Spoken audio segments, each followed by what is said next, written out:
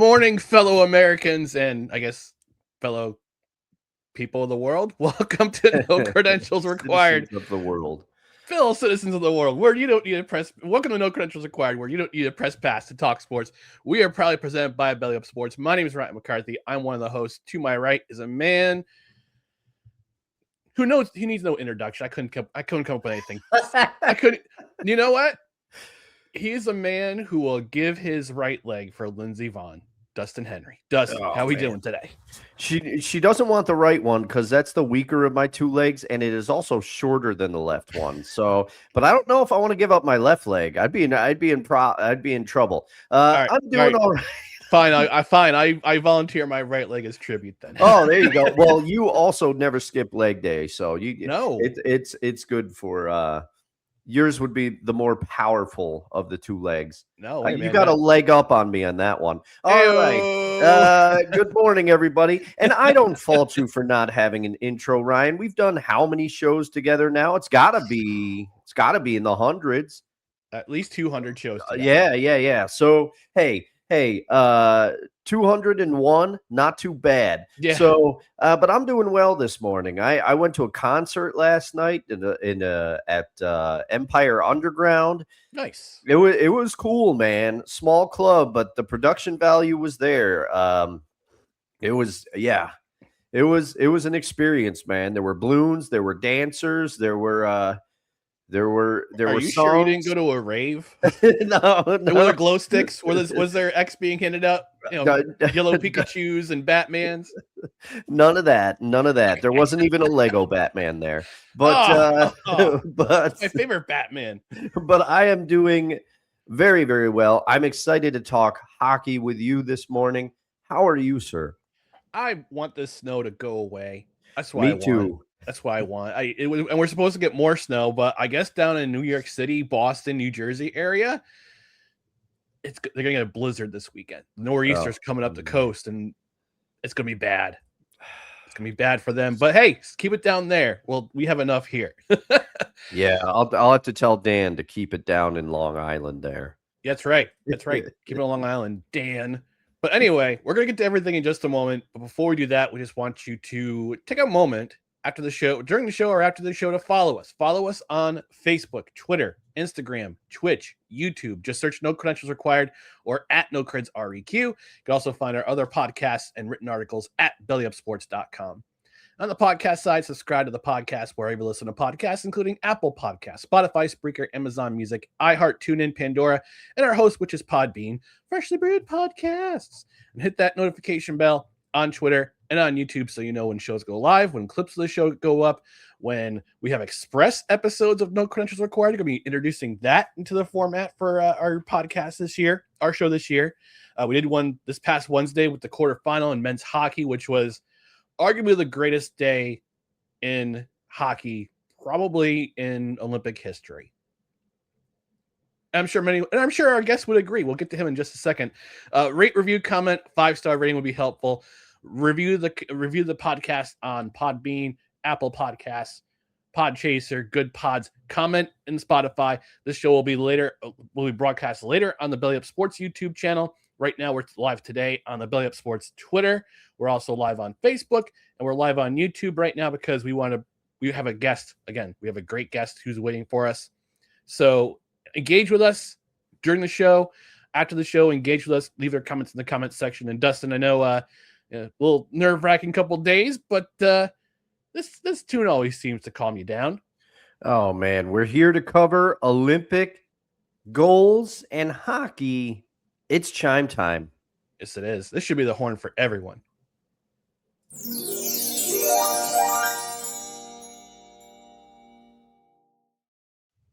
All right. So as we've been doing the last couple of shows, we're going to take a quick commercial break. And then we're bringing our guests. We'll talk about all things Olympic hockey. So stay tuned. Stand by for more No Credentials Required.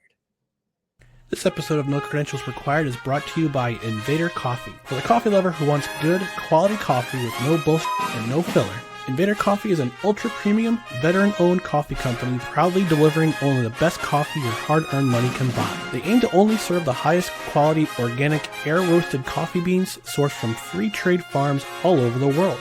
They keep things simple. the best coffee at an affordable price in order to provide you with the value you deserve for your morning boost.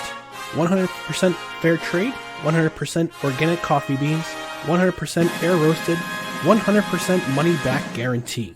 Visit invadercoffee.com, enter promo code BELLYUP at checkout, and receive 15% off your order.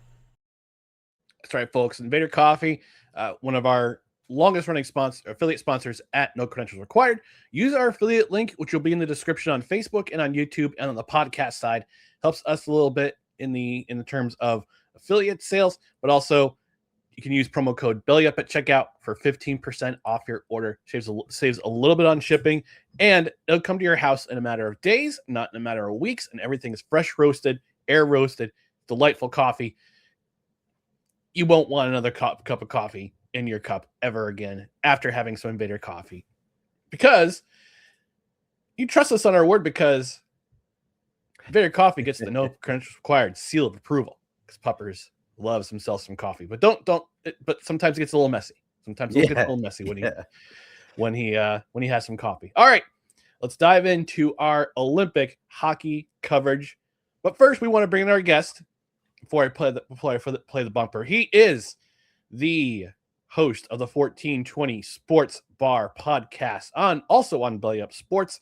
He's also the GM, the general manager of the Lethbridge Bulls, or president of operations. I can't remember which title he has. Anyway, he's a man of many titles. He's one of our favorite Canadian friends, Brent Radlinsky. Brent, how are we doing this morning? I'm doing good this morning, boys. How are you? Doing well. Thank you for asking. Doing great. Yeah. Man. So let's dive into our Olympic coverage after this delightful bumper that Dustin and I made. Bum bum bum bum bum bum bum bum bum bum bum bum bum bum bum bum.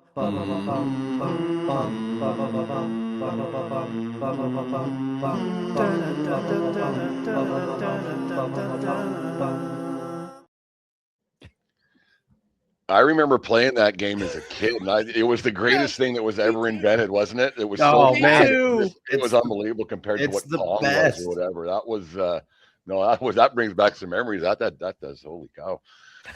I was hoping to get a great reaction, because this is probably the first time you've seen it live. You probably watched it or listened to it on the podcast. Yeah, just the reaction of just holy. That brings us back something when you watch it. It does. Start rolling. It's a good segue into the big game tomorrow, I guess. Hey, absolutely. Oh yeah. Well, there's Olympic curling on right now. U.S. and Canada are squared off right now, but yeah. But of course, we're here to talk hockey. Of course, I figured so much. Yeah. Curly's got its finger on the pulse. I'm sorry, I had to do it. I'll see myself out, gentlemen. I need to drink more Invader. My circuits are not quite working yet this morning. You saw it during chime time. I couldn't come up with a rhyme. I stalled. It was over. It was over. It's okay. I wonder if Invader ships to Canada. Yes. Yeah. They do? Right. Yeah, I'm fairly certain they do. Yeah. Okay. All right. I'll have to check it out. Maybe we'll send you a bag of your choosing after this. But let's get into it. Let's talk about the men's. But first, we also talk about the women's game. And we have to talk about the women's game. Happened on Thursday afternoon. United States comes back to win 2-1 in overtime. They win the gold medal. Erin Frankel, 30 saves. Hillary Knight got the game-tying goal with just around 2 minutes left in the game. And then Megan Keller on the 3-on-3. And I want to talk about the 3-on-3 format for the gold medal game in just a moment. But she got the golden goal to win for the United States on the Canadian side. And Renee Debian, 31 saves in her effort. Kristen O'Neill, the shorthanded goal. And Renata Fast with 1 assist on that shorthanded goal. Tightly contested game. But the United States, they win the gold medal. And they are, by proxy, the Golden Girls. I knew you were going to do it. I had to do it. Thank you for being a friend. Blanche Devereaux out there. Yeah, right. I was always a Rose girl. Rose guy. I was always a Rose guy. But let's talk about this game. United States, this was the rematch of group play. The United States beat Canada 5-0 in the round robin. But you knew that this was going to come to another gold medal game between the United States and Canada. It's the 7th time in 8 Olympic games we've had this happen, where the United States and Canada go to the gold medal game. And I've got some amazing stats in terms of the U.S. women's side in just a moment, but I want to hear it from I haven't gotten the opportunity to watch my buddy Rod Peterson. Haven't got a chance to get his perspective on the game of the U.S. But I've brought in our friend Brent from Belly Up Sports. He's from Canada. I want to get his perspective on this game. Was this as much of a heartbreaker as I have a feeling that a lot of our Canadian friends thought this out to be? It was awful. Just for the sake because Canada, like throughout the preliminary game was 5-0. The US beat Canada. It wasn't much of a game. And then throughout the I guess leading up, they play a bunch of exhibition games, and the U.S. has just dominated. And hasn't been close. And I wasn't going to give this much game much of a pay much attention to it, I guess, the other day. And then I'll put it on in the background. All of a sudden, Canada scores that shorthanded goal. You know, this just could happen. This could happen. Mm-hmm. And then they're always half a second away from disaster, but they were playing such I thought a smart game considering how much faster and younger the U.S. team was. But Canada was finding a way to keep the puck out of the net. And then when they pulled the goalie, and my first thought was, that's a little bit early to be pulling the goalie. 2.5 minutes left was like, because to go that long without a shot on goal or something going down that way, I thought that's a gutsy move. And well, lo and behold, 2 minutes and 2 seconds left, they tied it up and then winning it in overtime. And I kind of like when it got to overtime, I felt the Americans were going to win that game. But it was so heartbreaking the way it was done. As a fan, I don't know about how you guys feel, but as a fan of whether it's your team or your country, I'd rather, if you're going to lose, just blow me out. Just be done with it. Like I don't want to sit there and have these false hopes, and then all of a sudden you lose in a heartbreaker, because those hurt more when you lose 5 or 6-0, you're done by the second period. Like, all right, good enough. I don't need to watch this anymore, or I'll have it on the background. But losing like that, it was really deflating. My wife said that pretty much the same thing, like how just deflated you are. And because you didn't have much hope, and then the hope springs eternal, I guess, and again it comes and bites you. Yeah, it wasn't.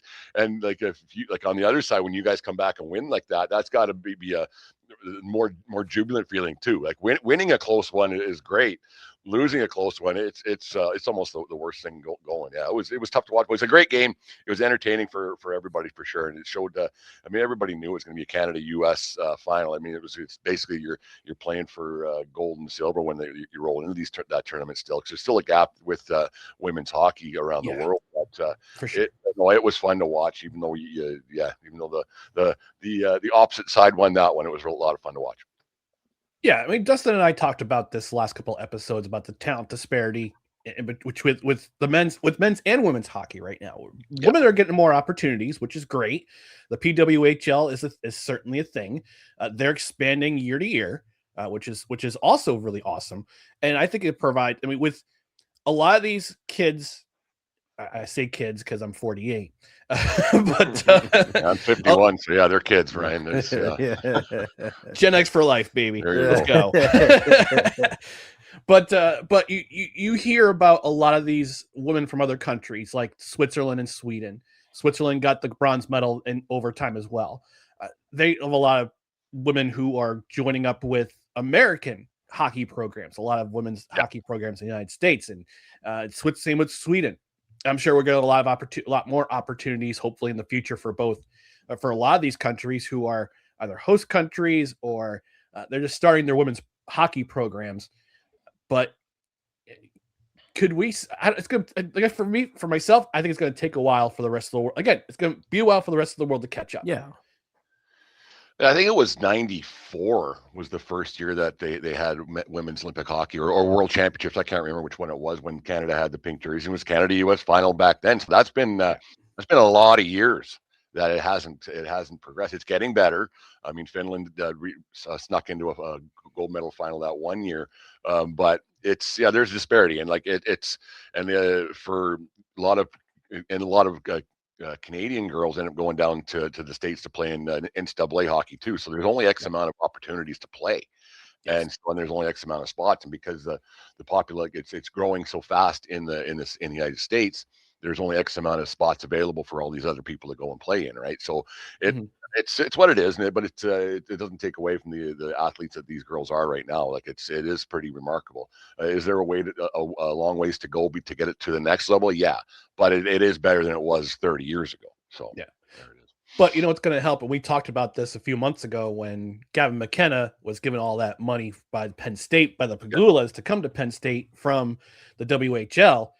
NIL is going to be huge, and I think it's going to be big in the women's game, especially if you got a young woman from Canada who, like Abby Murphy, went viral a couple weeks ago for that dangle. We talked about this in the show too, ad nauseum. That pass, that shot wasn't a shot. It was a play where she literally dribbled the puck between the defender's legs, passed it to her teammate, and her teammate scores. I mean, moments like that, they're gonna make you a lot of money. Yeah, and that could be a game changer too. And it's gonna bring more exposure because people are gonna say, I got to look this thing up, and then maybe it drives more interest. It's like one of the comments we got. I think the Olympic hockey tournament overall is probably going to boost ratings for the NHL because I think some people probably coming out of this, they're going to want to watch more hockey, and they're going to be like, oh, the Olympic players are on these NHL teams too. So yeah, anything to grow the sport, but I'm with you. I think it's going to take quite a while for things to build up, but this was definitely, because this game, man, I was not expecting Canada to score that shorthanded goal. At all. But the thing is, and I know it's reductive, but these two teams finished tied in shots for this game. I counted the shots. I was looking, it was 32-32. And that to me indicates that although the U.S. was probably the favorites heading into this, which it hasn't always been the case because Canada's got the edge in the all-time series between the women. I would say these two teams were evenly matched. Canada showed up to play in this one. They were not going to let they were not going to get blown out. It wasn't going to happen. There were some great saves on both sides. The goalies were unbelievable. And it was just, I was with you when they pulled the goaltender. I'm like, this is way too early. But I guess in the Olympics, you're going to let it all hang out there. And it just paid off. It paid off. Unbelievable game. Unbelievable. I actually did expect a closer game. I did not expect this to be was not going to expect a blowout by any stretch of the imagination, because Canada always comes to play. This team, this is a rivalry. They play a rivalry series every year leading up to the Olympics, and in the last rivalry series, the United States swept Canada, and I won't say blew them out of the water, but they blew them out of the water. It was not even close to this series. But when it comes to the Olympics, when it comes to the gold medal, when it comes to playing for your country, you're gonna want to win. You're gonna show up. Yeah. And Canada showed up. I said this game could go either way, and down the stretch, certainly Canada had a chance to win. But taking that risk and pulling Frankel, and then that shot that Hillary Knight tipped in, that changed the game. It just seemed to change the way the game flowed after that. Even in 3-on-3, you could kind of tell the Canadian women were a little bit deflated. Yeah. To be that close, and then you go, oh geez, now what? And then to get on to 3-on-3, and we should probably let's talk about that for sure. But that's an abomination what that is. But to go into that, you're 2 minutes away from a gold medal that nobody expected you to get. And then you work your tail off, and it would be it would be just deflating, and trying to get that next level, especially when momentum is like that. It's crazy. It kind of like, it reminds me a little bit of we'll hit rewind here, but in 2010 when Parise scored that goal late in that game. I thought for sure Canada was in big trouble in that one, and then they ended up coming back golden goal. Yeah, it was kind of a big moment in Canadian hockey history. But I thought that, like, if Parise would have scored that goal maybe with 2 minutes left, there would have been a huge momentum swing for the U.S. because they wouldn't have had that intermission to Canada to regroup themselves, right? So it changed. Yeah, it was wild. It was just wild how it all played out. All right. So let's talk about this 3-on-3 format and the gold medal game. So IAHF Olympics, it would go into 3-on-3 in group play, and in the medal rounds, the quarterfinal and the quarterfinal round for the men's. They had 10-minute 3-on-3, which is what you usually see in the NHL, but it's 5 minutes. In the NHL, it's 5 minutes. In the gold medal game, 20 minutes of 3-on-3? That's exhausting. Pond hockey. That's a little much. I'd like to know what the point is. It's not like they got another team coming on the ice afterwards because it's U12 hockey or something. They got to fit X amount of spots in the day. Like I don't understand what the rush is. Yes, bring out the mini mites. Come on, let's go. Yeah, that's exactly it. You got the old men's beer league that starts at 8:45 that they got to get on the ice. There's X amount of time to play because advertisers, and then there's slots inside the only X amount of television hours a day. But oh well, like everything is streamed now anyways. So it's not like you can't hit delay on something on a live broadcast, and I think it diminishes the game. Like you're gonna have a bunch of guys that don't even see the ice, or a bunch of girls that don't even see the ice when it's a 3-on-3 situation. So it becomes I don't understand why they do it. Like there was a few leagues I've seen in the past, junior hockey, that they play 5 minutes of 4-on-4, then 5 minutes of 3-on-3. This is in the regular season, and then they end it. They don't have a shootout. Say, well, like good enough. I think they should just play it out 5-on-5 the way the game is supposed to be played. Like, why would you play 60 minutes and then all of a sudden decide, yeah, you know what, half or 2/3 of your team doesn't even matter anymore. We'll put the same three guys out and same three girls, just cycle it through. So it doesn't even become a team event, in my opinion. I think it's an absolute travesty that they do. And travesty is a pretty big word. It's a travesty in sports, not a travesty. Yes, but it's I don't like it. Like I just don't think it's right, and I think they got to take a long, hard look at something like that because it doesn't make any sense at all. It becomes a skills competition at that point. Like yeah. Well, so it's a shootout. Yeah. Yeah. I mean, I agree with you. I couldn't agree with you more, Brent. I feel like it takes away from the game, and it like they don't do that in a boxing match for the belt. They don't all of a sudden say, okay, this has gone on long enough. Each boxer's got to tie one hand behind their back now, and go from there. But it's ridiculous to me. I don't like.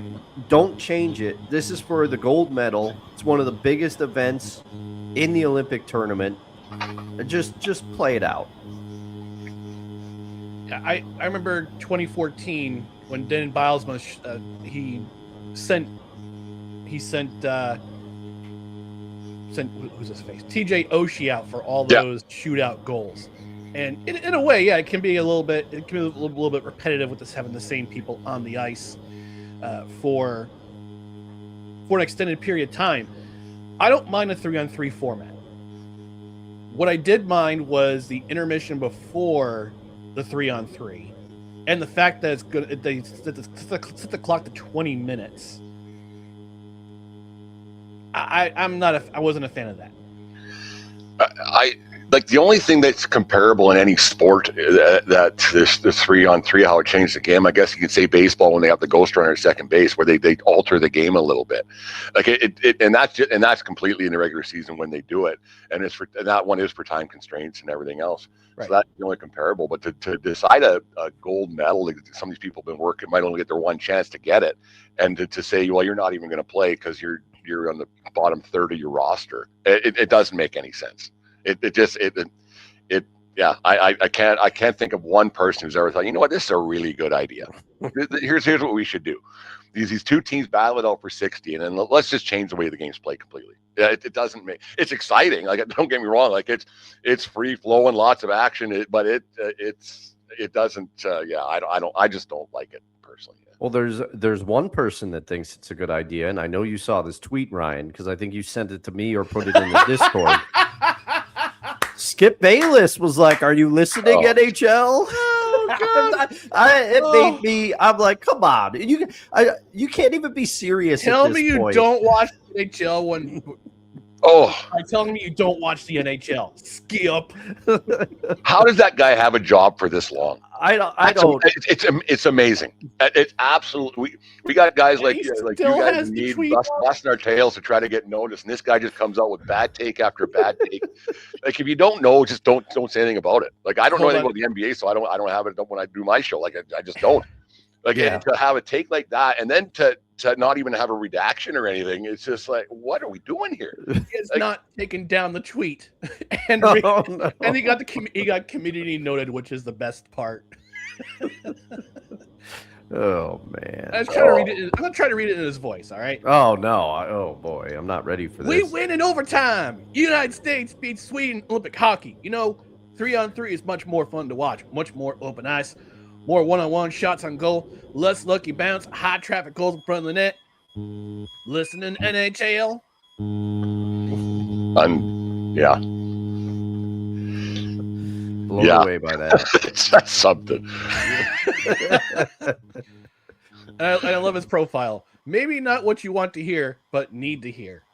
We didn't need to hear that, Skip. Yeah. We don't need to hear that, no. Yeah, need and want are two different things for sure, and I don't want either or need that either. Like, that's Skip Bayless. Time to go. Time to retire, Skip. Yeah. All right. Yeah. Before we get to our the men's round, let's go to the comments section real quick. Desi checking in from Alabama saying, "Hey fellas." James saying, "Morning, gents. Club loyalties mean nothing this weekend because America and Canada, I guess." Desi's saying, "Yay for special guest. Great to see you again." She also says, Dustin, she's got a request. We need to hear Jerry Jones's thoughts on the Olympics. Well, I have been watching with Steven at the Jones compound, and he polished up my glasses real nice so that I could watch the Olympic Games. But I enjoy Super G skiing. That's right. You don't know this about me, but I like to get out on the slopes. I got the money. I can fly wherever I want. Doesn't matter. But it's been great to watch. NBC's coverage, I love it. I love the Gold Zone. I'm going to fly my special helicopter to Milana.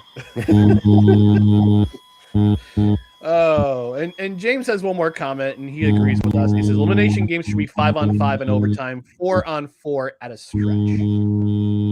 Yeah, the Stanley Cup playoffs, you have 5-on-5 elimination for 20 minutes, so it's 5-on-5. So it's again, it's maybe because it's the short term, it's a short period of time between games, or that they have to have this, but I don't know. It's a weird. It's the 3-on-3 is a little bit weird, but yeah. But we're gonna talk about. We're only gonna get over to our comments. We're gonna get to the medal rounds. Go to the semifinal. The first game we're gonna talk about is Canada, Finland. Canada wins 3-2. Nathan MacKinnon with a game-winning power play goal with less than a minute remaining. Connor McDavid having himself a terrific tournament in his first Olympics. He added 2 assists, and Shea Theodore, forgot he's not from Quebec, he's from Ontario. Shea Theodore with the game-tying goal in the third period. For Finland, Jussi Saros, 36 saves, a great effort, but unfortunately for Finland, I got a lot of thoughts about Finland. Mikko Rantanen, power play goal in the first period, and Erik Haula, if you hear me, has shorthanded goal in the second period for Finland to go up 2-0. But this was Canada's game. From that shorthanded goal by Haula on, it was Canada's game. Let's talk about this game a little bit more. Brent, from your perspective as a Canadian, what did you see in this game? A lot of underpants were getting a little bit soiled up or close to throughout the game. It was when the Finns went up 2-0, I was texting my wife again, and I said, there's no way we're getting 3. There's just no way. The way the game was playing out and the way Finland, they play a hard game, always have. And this how they were clogging up the middle of the ice, and you couldn't get anything going, and there was just nothing going. There were a lot of outside chances, and you just had McKinnon doesn't look himself. You're getting the winner, but and then no Crosby, and so it just seemed to be that it was not going to turn out well. And then lo and behold, they end up getting 3, the late one, the late power play, and Canada ends up squeaking through, just as they did against Czechia the game before. But the cardiac kids, I guess you could call them right now, and with that amount of talent, you think that it would keep happening. I don't recommend they do that tomorrow. Fall behind a couple of goals, but no, that was a heck of a hockey game for sure. And you just you don't, because it just seems like things are falling into Canada's, and you don't want to keep relying on things falling into your lap and getting the chances, because you don't know if and I shouldn't give so much flack to Binnington, because he's done it in the Four Nations last year, and then he's been doing it throughout the Olympics here. But you always feel like you're half a second away from disaster with him. I know he's not playing for the St. Louis Blues, so he's got a pretty good team in front of him here with Team Canada. But you just wonder when this well is going to run dry, and yeah, I don't know. It's really interesting. It was a great game, and Canada survived one, and it's just. They got, when you have the best players, we'll talk about the matchup for tomorrow, but when you got to a couple of the best players in the world, or 3 of the best top 5 guys in the world, you're in a pretty good spot. And the big boys, when it came time to do it, they did it. Yeah. Yeah. It definitely took a turn after Theodore's goal, because the JR effect came into play, because business was about to pick up in the third period. After the first period, after that goal by Haula, Finland only had 8 shots on goal. Man. The rest of the game. And I got to talk about Finland's play. Look, there's been reports that Finland and Sweden, both their teams, a lot of those guys, I think Sweden has all NHL guys. Finland has all NHL guys except for one guy, but they both hate their coaches. They both hate their coaches. And I think after this game, they're going to hate their coach a lot more. And I guess that they're about to start the bronze medal game between Slovakia and Finland. But Finland played way too conservative. Either one of two things is true. Actually, both things are true at the same time. Finland played too conservative from the second period on, and Canada just leaned on Finland. They leaned on them. And I got the score sheet in front of me. In the second period, Canada had 14 shots on goal. Finland had 3. Man. In the third period, Canada had 17 shots on goal compared to 6 for Finland. Finland was playing not to lose. They weren't playing to win. Finland was playing not to lose. And you can't get away with that in Olympic hockey. Not with this much talent on their roster, on every roster from Finland to Sweden, to United States, to Canada, arguably Czechia. You can't get away in that situation when gold is on the line. When the gold medal game is on the line, what's that phrase that Herms Edwards said back in the day? You play to win the game. Yeah.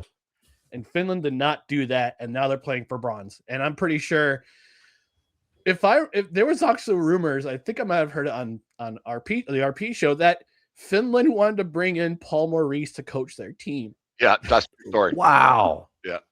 Yeah. Oh, man. Because they have a lot of Finns. There's a large contingency of that team play for the Florida Panthers. I also have to wonder if Alexander Barkov, now he tore his ACL during preseason for the Florida Panthers. I have to wonder if him not being there was also a big difference for Finland in terms of depth, in terms of just not having the guy who's clutch, because they couldn't buy a shot on goal from midway period 2 on. The margin between winning and losing is so thin, and one guy could make a difference for sure in a game like that. And you're right, Ryan. Finland, and I've never understood why teams have done that. I mean, you're an old New Jersey fan, and they did it back in the 90s where they would just get out this many goals, and that was it. It was a different way of hockey. But you can never have enough goals, and when you're up 2, and it's a stupid analogy, but everybody said the worst lead in hockey is a 2-goal lead. Well, I think it's pretty good. You're up 2 is better than being down 2, and then to go and not press the issue and going to get another one. Because if it goes up 3, it's definitely over. You're not getting 4. I was surprised that Canada got 3, but they had the horses to do it yesterday, and Finland just didn't. They didn't execute a bad game plan after they went up. I think they were probably surprised they were up, and then they didn't know how to adjust. That might have been a thing. I don't know. It was really a strange turn of events the way that game turned out. Yeah. Go ahead, Dustin. Well, and you just mentioned it, Brent. That's what I was going to ask you. I was going to think, do you think they were surprised to be up? And that's what happened. They just didn't know. And I also, I missed this game. Unfortunately, I have a day job. It's not always conducive to try to watch them at work. I was trying, but do you think that Canada looked? I mean, at this point, you don't want to say that anybody's looking past anybody, but do you think that Canada might have had their eye on the gold medal game and kind of said, well, we're going to get to it, because they have the talent on Team Canada is ridiculous. To have McDavid on the same line as McKinnon, that's ridiculous. And Celebrini. I don't think just the Canadian hockey team was looking past Finland. I think the entire country of Canada, there was 40 million people looking past Finland. And even on Thursday at work, just when I left, I said to the front desk guy, I said, "Look, we'll get by Finland, right?" Like, it was just that was it. Like, it's just Finland. We got all these guys, like you said, Dustin. That it's just that it's unfair. So I think the entire country was looking past that game, because they knew what was coming up on Sunday morning, and that's like, talk about the American team. They just steamrolled through Slovakia, and they weren't looking there going, let's just do this. And like, that team's no joke. That American team is no joke from the goalie on out. Like, they're the real deal Holyfield, that team. It's something else. And then Canada's got their hands full tomorrow. And but that team, like we talked earlier on, Ryan, about Barkov not being there for the Finns. If you want to rewind 12 months, go that Four Nations, if Quinn Hughes is on that team for the U.S., I think you have a totally different outcome. And now that Hughes is playing for the U.S. right now, it's a different ballgame altogether. It is. Yeah. Let's talk about that U.S.-Slovakia semifinal. Just a moment. James saying ghost of Marty Schottenheimer possessed the Finns for the last 2 periods. Oh, man, that coach is going to get it. I think that coach, I forgot who the coach's name is, but I'll do the real-time research, but I don't think he'll have a job with the Finnish national team after this.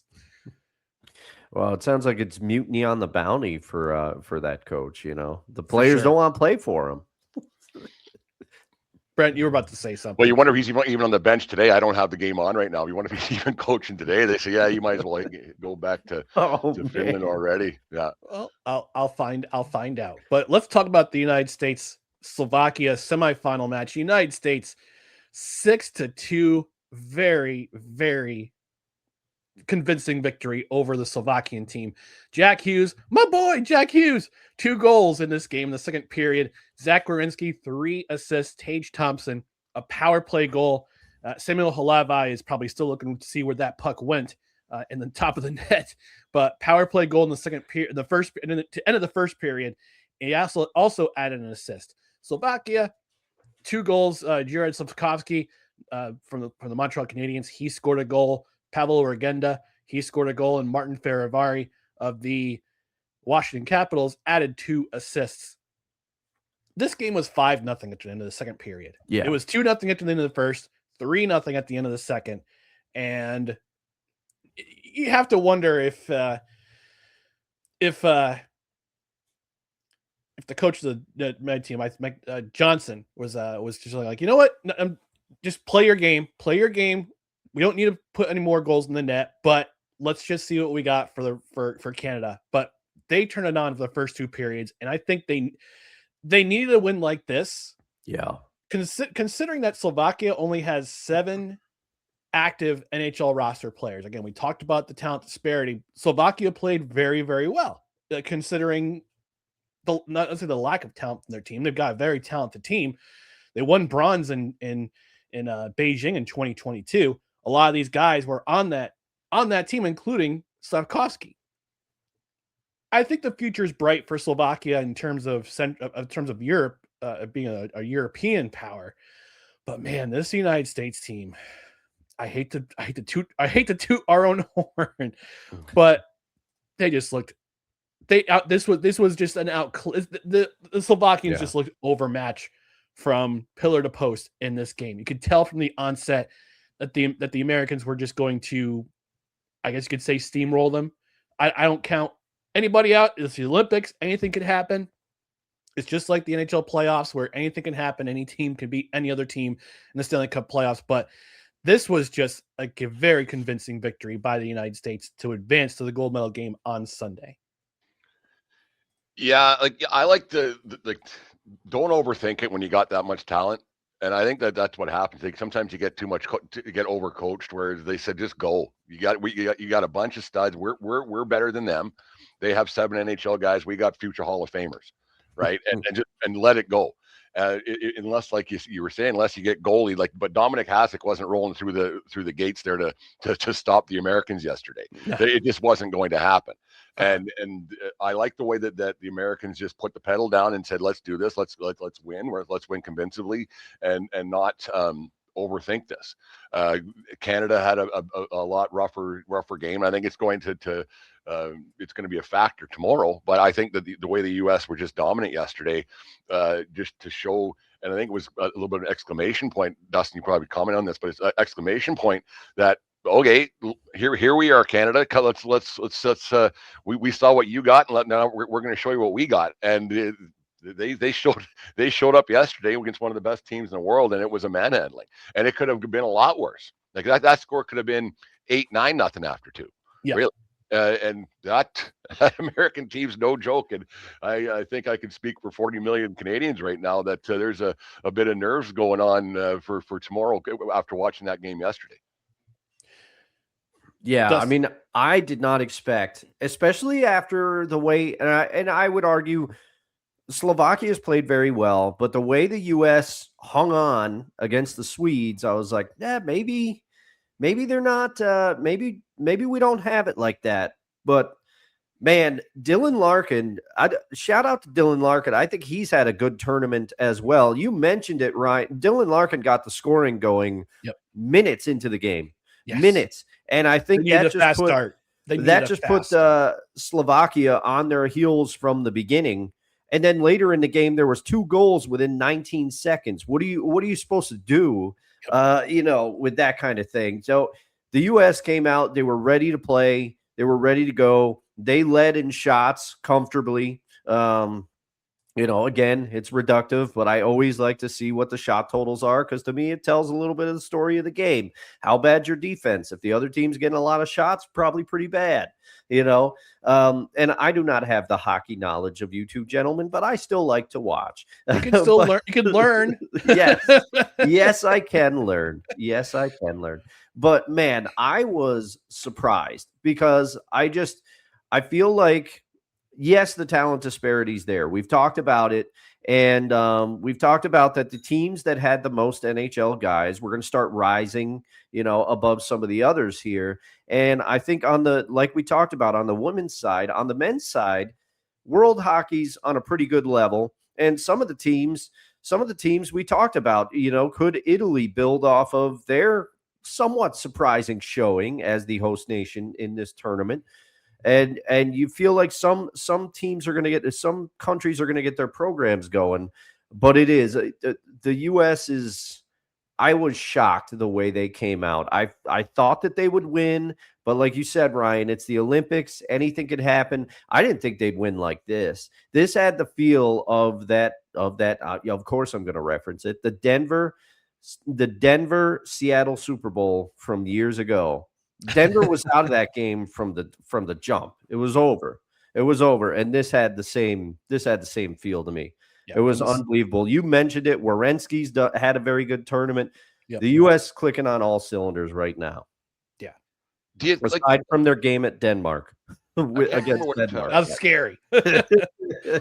I was listening to some show and they were talking about the disparity of teams and yeah, it's best on best, but when your best isn't nearly as good as the other team's best, it's like, cause you have like the Austrians and the Swiss and yeah, they got, it's their best players, but a lot of those guys are playing in the Swiss Elite League and everybody strives to play in the National Hockey League. No one's trying to get to the Swiss league. It's a relegation league, right? So is it just because it's best on best doesn't mean it's the best. It's a great tournament when the big boys are left for sure. Yeah. But the preliminary round, it's like, okay, it's on. You wave the flag for the country, and you have a couple of beers, and that's it. But when it's when the big boys are going, it's something to watch. And yeah, we've seen it in that Sweden game the other day that the U.S. barely survived there. That was fun to watch too. No, it's like I said, when the big boys are going. The third period, it wasn't. Yeah, I had plenty to say when the about big boys that are going. Wednesday. It's fun to watch for sure.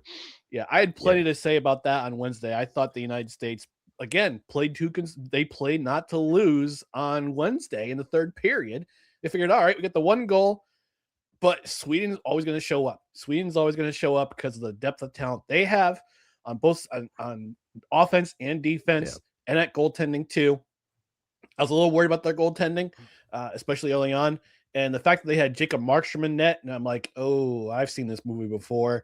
But to his credit, Markstrom played out of his mind. He was great. And I hope he does the same for the New Jersey Devils when he comes back to the team. That's what I was saying. You were just still mad, Ryan. You were still mad. I am wearing my fandom on my chest this morning, though. But it also, let's call it what it is, Ryan. It's the no creds curse again, because I called out Sweden for underperforming in the tournament. They hurt me.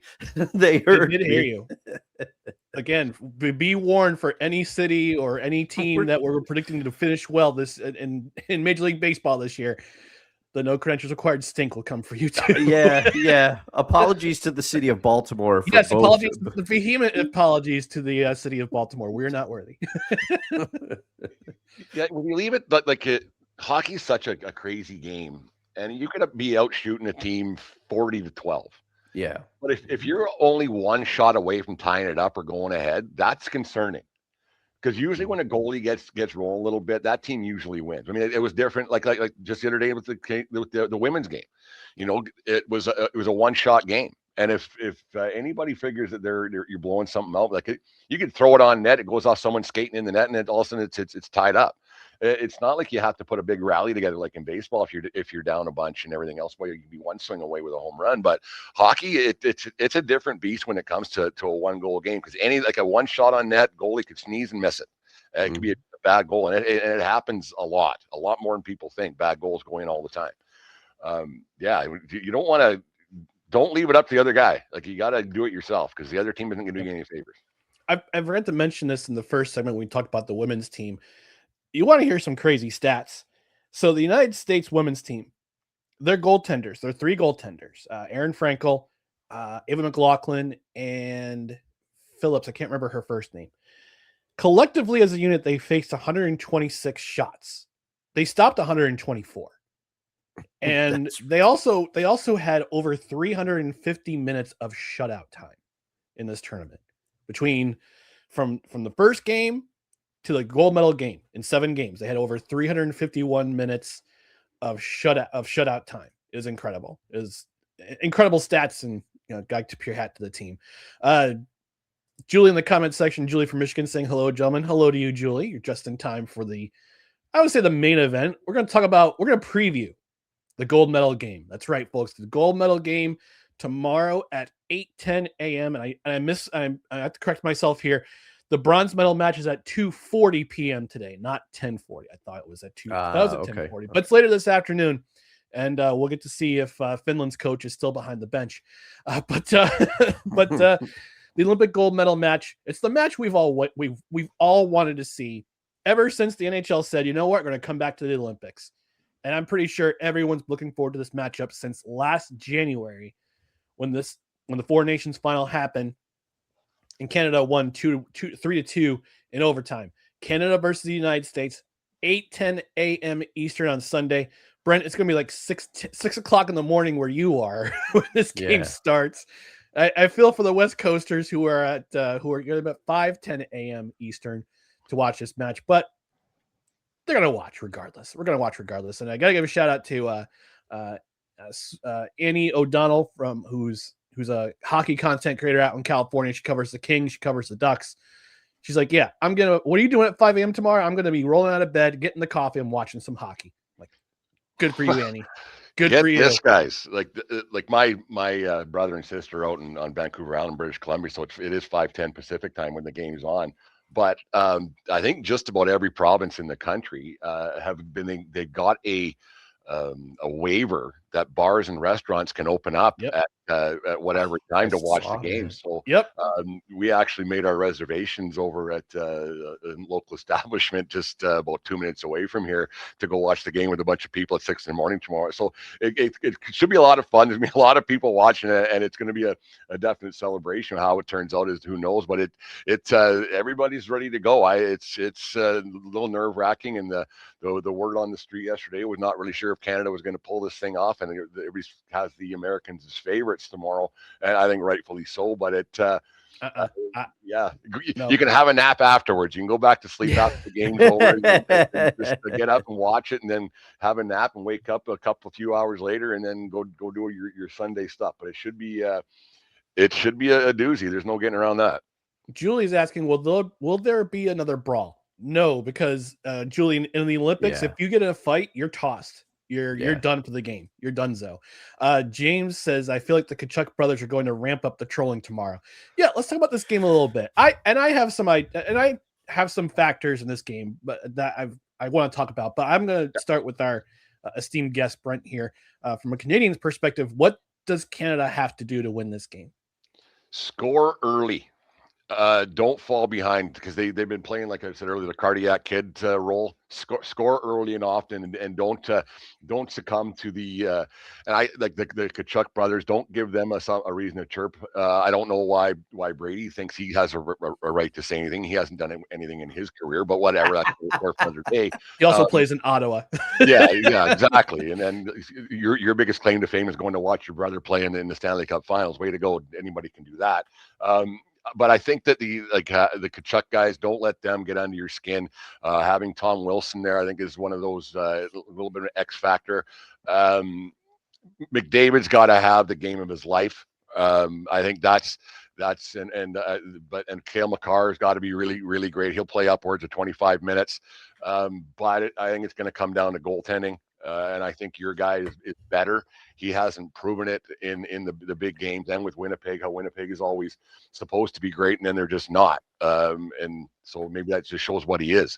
He hasn't been able to put together anything of substance. Yeah, you got an MVP and Vezinas and that, but this game, I actually, like you say, three of the top 5 players in the world are playing for Team Canada right now. But I think the depth-wise, I think the U.S. is a better hockey team.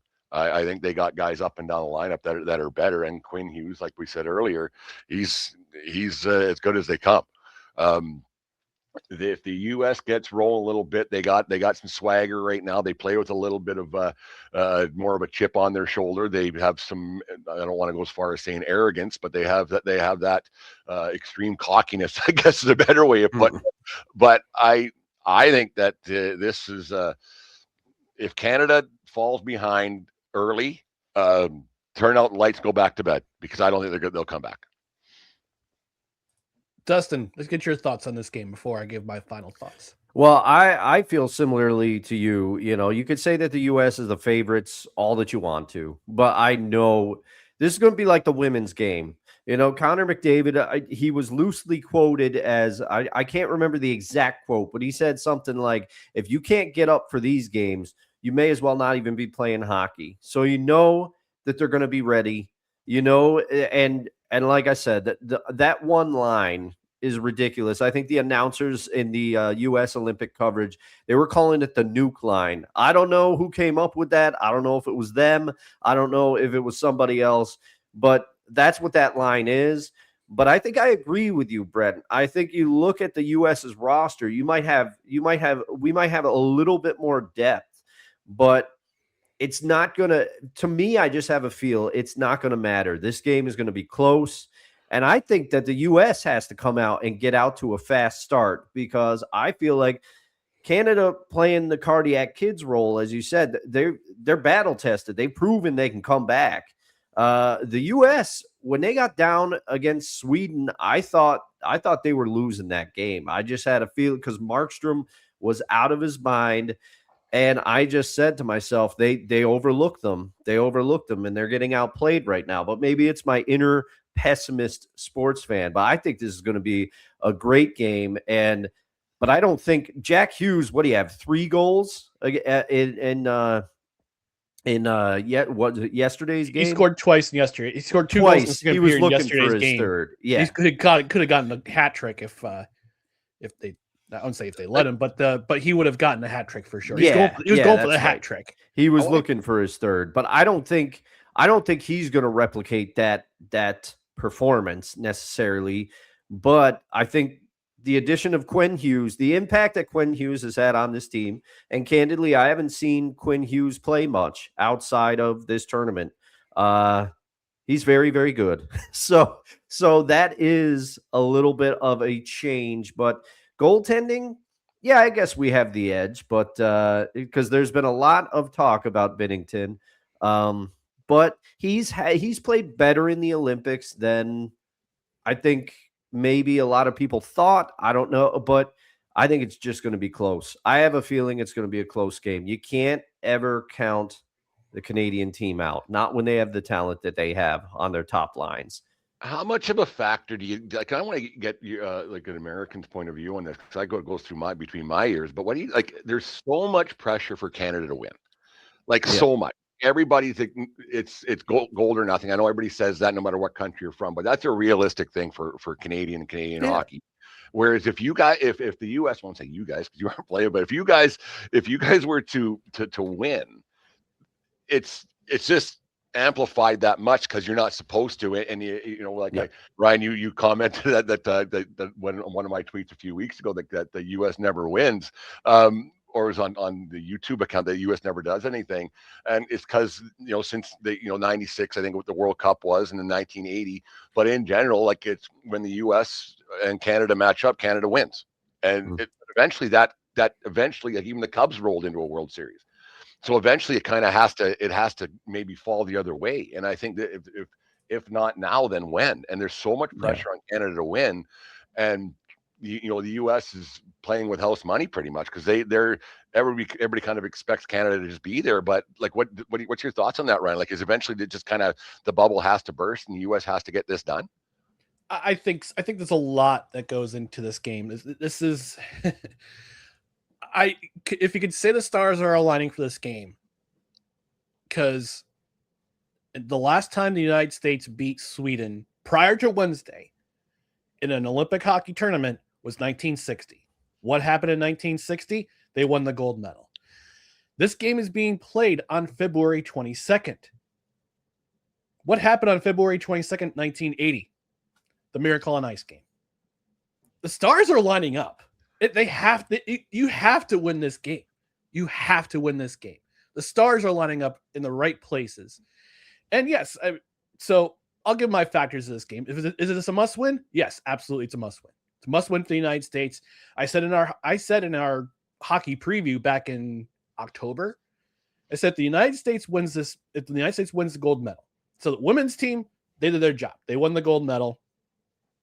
But if the United States men's team wins the gold medal, you're going to see another explosion in kids wanting to play hockey in the United States.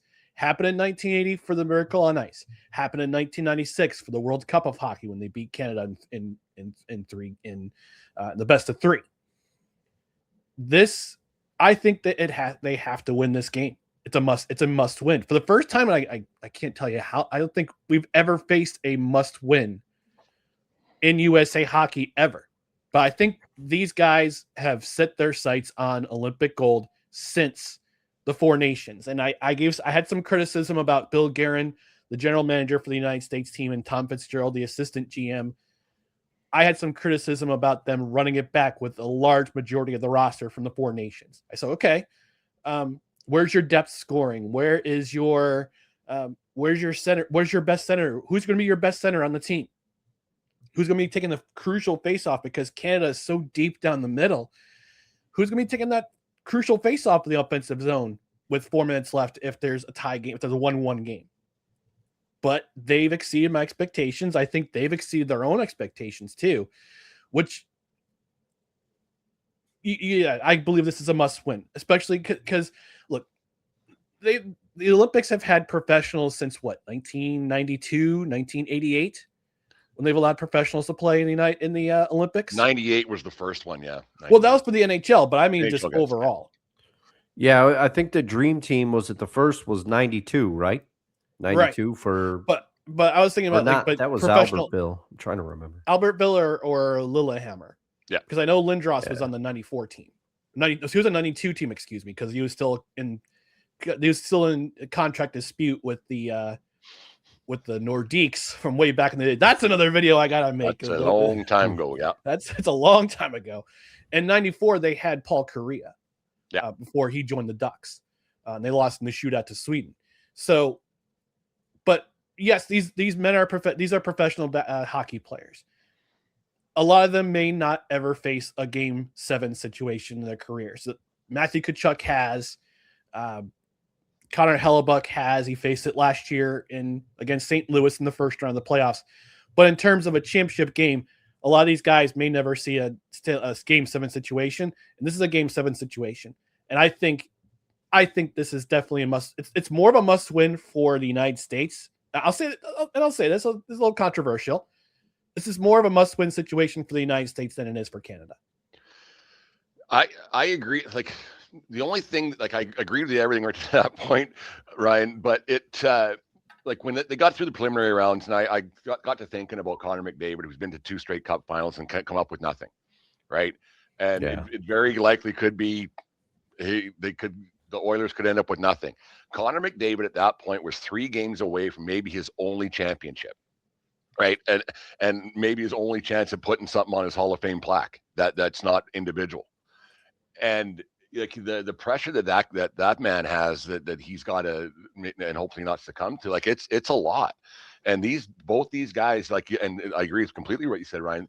There's a lot of guys playing for both of these teams that this is it. Like this is going to be their only chance. Like right. Matt Pellegrini's 19 years old and he's been out of his mind, but are the San Jose Sharks going to compete for the Stanley Cup in the next 3, 4, 5 years? Probably not. I mean, it's so tough to get there. So you have these guys have a chance at something to be a part of forever tomorrow, and it's huge. And you can't, like, it's the Super Bowl and the World Series and all wrapped into one. And you got everybody in whatever countries cheering for you or cheering against you. And it's a lot, and it's going to be exciting. But the pressure that the Canadian team has on them, it can't go unnoticed. And the Americans, they can play a little bit looser. Is it a must win for them? Yeah. Because they might not get another chance. And if not now, then when? Like how many more years did whoever, like, it's taken how long to get back there, right? And then a lot of guys, like, this is Crosby's last Olympics, and if he's going to play tomorrow, it's who knows? And that's a huge factor too. Like, I'm pretty sure the Penguins aren't winning a Stanley Cup this year, so is Crosby going to be playing on one leg? And he's already built his legacy as probably the greatest Canadian hockey player overall. But it's a lot for both teams, and I made light of Brady Tkachuk earlier on, but this is probably his only chance at a major championship. Like a lot of these guys, like it's a lot. It's going to be a big one. It's going to be fun. It's going to be fun. Yeah. A couple of factors for me. Crosby is a big factor for Canada. Tage Thompson is a huge factor because he did not play in the third period at all against Slovakia. He was held out for precautionary reasons.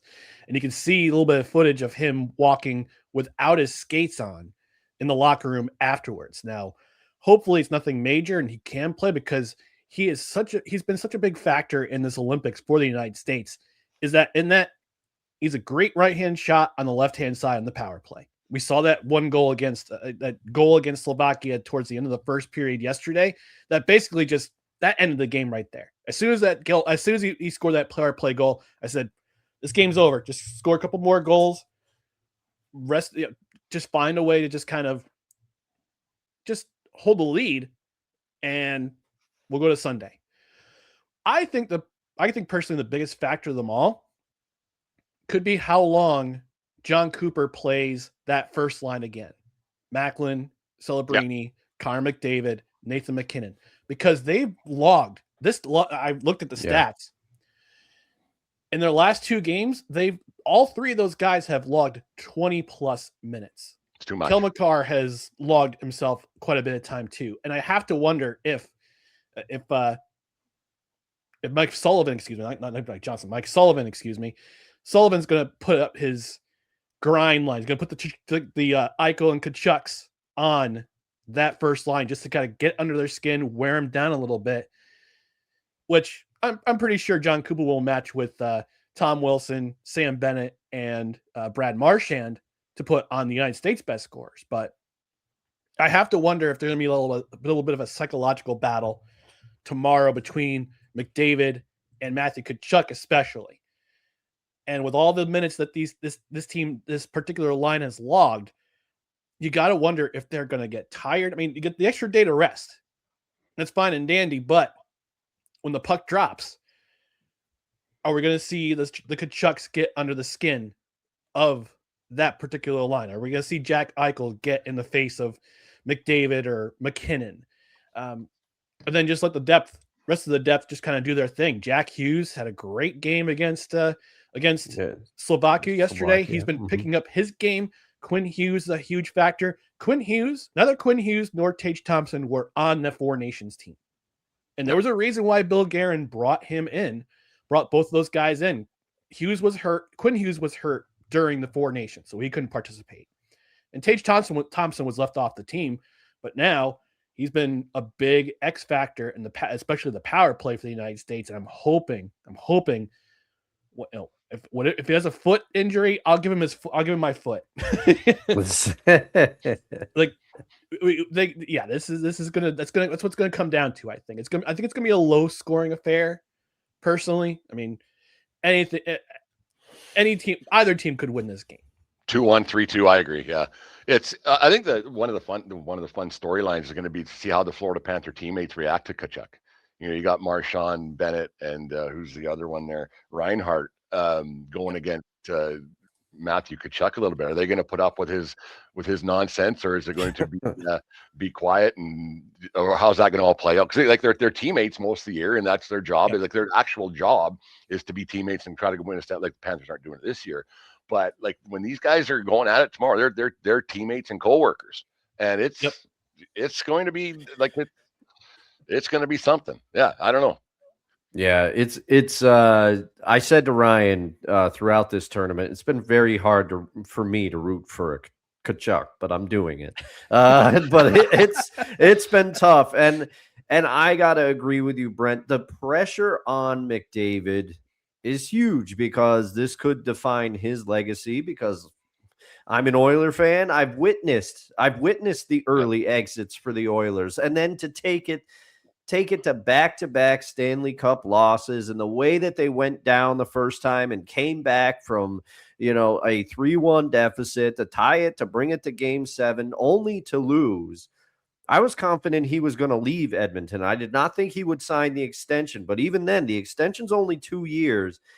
And also, just to add, these are not perfect analogies, but in basketball, the U.S. is expected to win because it's our game, quote unquote.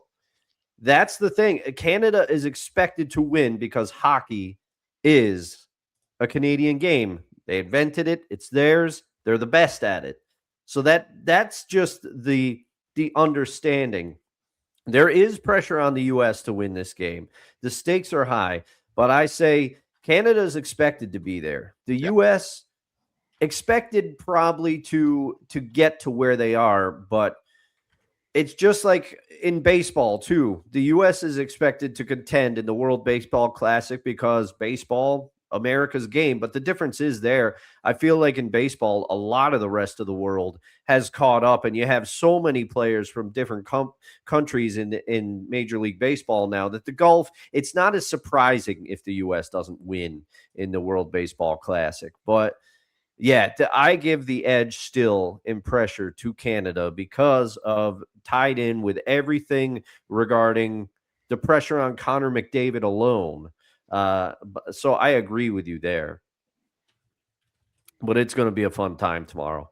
I don't know if I'm going to muster it up to drink a beer at 8:10 in the morning, but hey, maybe I will. Maybe I will. I might have a Caesar or something, or a Bloody Mary or something. But yeah. Oh, yeah, that's a good idea. Starting to crush beers at 6 a.m. probably. It's not really probably recommended, but we'll see how the game progresses. It might be a celebratory or drown in the sorrows. Who knows? At about 8 about this time tomorrow morning, 24 hours from now. We'll allow it. We'll allow it. Yeah. All right. Before we get out of here, let's give Brent the opportunity to plug his stuff. Where can you find Brent? The 1420 Sports Bar podcast, 4 Beer Sports Talk, and a whole lot more. Everywhere you get your podcasts up on YouTube, and proud member of the Belly Up Media Network. And so, yeah, it's been a lot of fun getting to chat some hockey with you guys, and enjoy the game tomorrow, guys. We'll certainly do. Before we get out of here, a couple more comments in the comment section. James saying it's a bona fide Game 7. Everything goes out the window at this point. Desi pointing out Dustin is a nervous sports fan. Oh man, do you have? No, I was trying to make it, but I can't. But I had to say my piece about the game. Maybe I'll make it for tomorrow. James who's a Sharks fan, saying, "Give it 6 years, Brent. The Sharks make a conference final by then." I don't know. We'll see. We'll see. Optimism. Prediction time. What do you guys got? Prediction time. Prediction time. Ooh. I'll say 3-2 U.S. in overtime, and one of the Hughes brothers scores the golden goal. All right. I like that score of 3-2. And what the heck? I'll engage in a little homerism. U.S. wins. All right, here we go. I expect to be a great game. I'm nervous to no end already. We're 22 hours away, 23 hours away from when it's starting. I gotta say Canada, just because they've continued to do it until you said it before, until you beat the man. To beat the man, you got to beat the man, and Canada's going to pull this one off somehow, some way. Same thing. 3-2. McDavid gets one, but Cale Makar gets the winner late. Cale Makar with the winner for Team Canada, and there it is. All right. Well, we're going to get out of here, enjoy the rest of our days. But before that, just want to remind you to follow us on social media, Facebook, Twitter, Instagram, Twitch, and YouTube. Just search No Credentials Required or at No Creds REQ. And on Belly Up Sports, find our other podcasts and written content at bellyupsports.com. On the podcast side, subscribe wherever you listen to podcasts, including Apple Podcasts, Spotify, Spreaker, Amazon Music, iHeart, TuneIn, Pandora, and our host, Podbean, Freshly Brewed Podcasts. And also hit that notification bell on Twitter and on YouTube so you know when live shows go up, when other additional content goes up, like pre-recorded videos go on the channel. I'm gonna put together this weekend my 30th anniversary of Wayne Gretzky's trade to St. Louis video, breaking down the trade. And oh man, well, I got some stories. There's some stories behind that. But you can also follow us on Facebook and all those other places as well. But in the meantime, we're going to get out of here. Thanks for joining us on No Credentials Required, where you don't need a press pass to talk sports. We're presented by Belly Up Sports. For Brent, for Dustin, I'm Ryan. Have a great time this weekend. Be safe out there, especially if in the Northeast, because there's a nor'easter coming.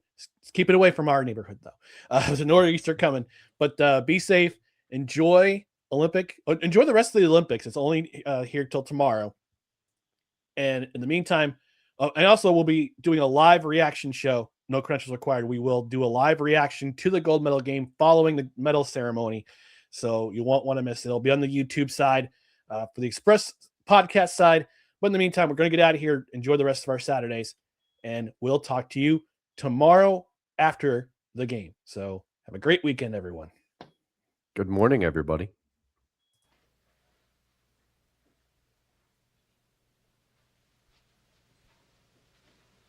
You're still here?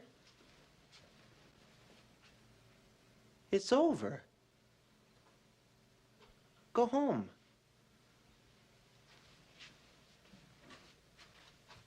Go.